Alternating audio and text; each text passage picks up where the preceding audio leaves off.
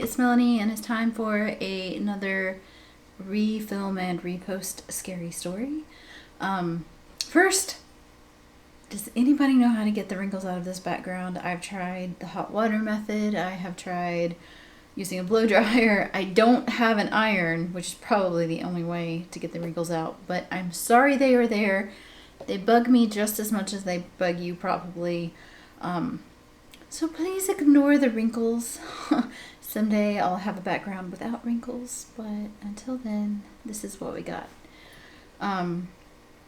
So yeah, this scary story also takes place in the same house that I grew up in. So again, I'll post that picture so that you can get a good look at what the inside of the house looked like. Not like a real picture, but like a drawing of where things were in the house. So many creepy things happened in that house. This story I was a part of, but I would say my mother experienced it firsthand compared to the part that I played in this ghost story. And I actually found out a detail that I didn't know about just last year. One of my aunts gave me a detail that my mother had never told me about. So we'll add that in to this story time because I didn't know about it the first time I had filmed this story. All of you know that have been watching my videos that I don't sleep very well. This was an exception. I was actually asleep at the beginning of this story.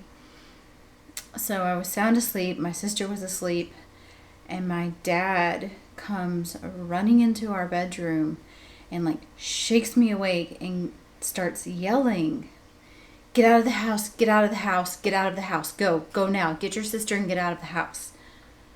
And I'm just woken up from a dead sleep. I'm like, what is going on? Like, why, what's happening? Is the house on fire? Like, I need to know what is happening. 'Cause my brain is not, I'm not a morning person. And when I wake up, my brain doesn't usually function very well. So it takes me a little while to get up to speed. So I was trying to comprehend what he wanted and why. And he's just going, "Did you see him?" And I was like, "See who? I haven't seen anybody. I was asleep." He's like, "You need to get your sister and you need to get out of the house now. Your mom saw a man in the house and he had a gun." So now I'm terrified. Like, I'm thinking someone's broken in. They're here to burglarize us. Not that we had anything to burglarize. Somebody's in the house and I'm terrified. And as I am trying to get my wits about me, my dad starts checking the windows, and we had a door in our bedroom that went out to the backyard. All of our bedroom windows were locked. The bedroom door was locked. He checked the closet. He checked under the beds. He checked the rest of the house. The windows were locked. The doors were locked. And we lived out in the middle of nowhere. I mean, it would have been not a big deal for us to sleep with our windows open during the summer, just to let in a cool breeze. But this night, everything was closed. Everything was locked. There was nobody in the wardrobe in my parents' room. There was no one in the bathroom, the kitchen. There was no one in the attic. There was nobody in the house. And all of the doors were locked and all of the windows were locked. But my mom had very clearly seen someone in our house. And the detail that I found out last year from one of my aunts is apparently he looked like a soldier, like he was wearing a uniform.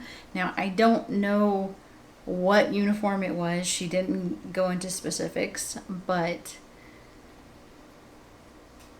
a man in our house dressed like a soldier, carrying a firearm, and he's nowhere to be found. He just disappeared. So, yeah. Like I said, so many creepy things happened in that house. I used to lay awake at night and I would hear people walking around, or I would hear things in the bathroom when everyone was in bed asleep. I mentioned in the last video the day that we moved in, my aunt and my mom heard a baby crying that was nowhere to be found. So this was probably the second scariest.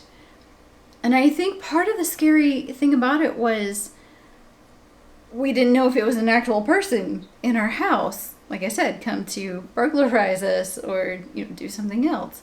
It was pretty creepy, pretty terrifying. And if you have ever had anything like this happen to you, leave me a comment down below, or you can write me an email. I'd like to have your story for a subscriber story time, or if you just like to tell me your story, that's okay too. Just specify in the email, be like, hey, can you tell my story on YouTube? And be like, yeah, sure, I'd love to.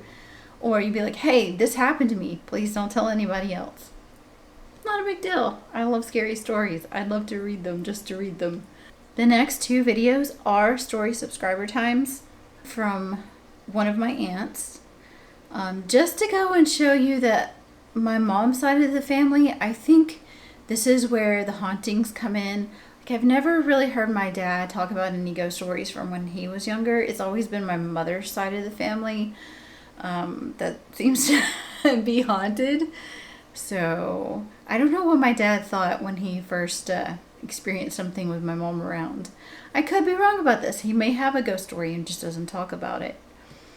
So if he ever does tell me about one, I can bring it to you guys. That would be fun. Maybe we can have him on camera. But I think that's it for this ghost story, because real people don't just disappear.